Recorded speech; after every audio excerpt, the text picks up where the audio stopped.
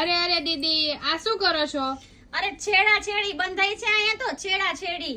છેડા છેડી કેમ બાંધો છો? અરે તને એટલી નથી ખબર પડતી? ના.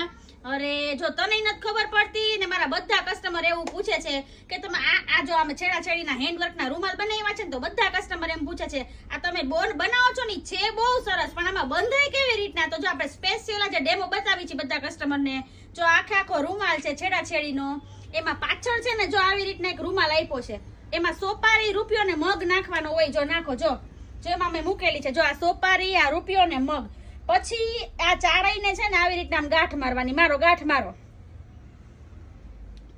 જો આવી રીતના છે ને જો આમ બાંધી દેવાનો રૂપિયો સોપારી મગ પછી છે ને જો આ મેં ચુંદડી નાખી ને એમાં છે ને જો નાકું આપેલું છે અને આ અમારી બનાવેલી ઉપેણી છે એમાં જો આવી રીતના નાકું આપેલું છે. તમારે ચૂનીમાં નાકા આવે છે?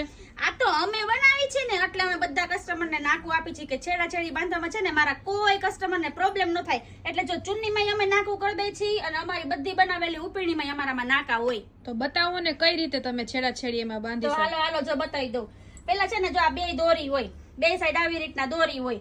હાલો હવે બાંધો જો આ નાકું છે ને એમાં બાંધવાની હોય તો આ છે ને ઉપેણીના નાકામાં બાંધે છે જો હા. અને પછી જો આવી રીતના છે ને આમ પડ્યું રહે અને પછી જો આવી રીતના છે ને આમ ફેરા ફરવાના હોય જો આમ લાગે ને યુનિક જ બાકી બહુ જ સરસ ને યુનિક છે હો દીદી. તો પછી યાર કાંઈ ન ઘટે અક્ષર આર્ટમાં.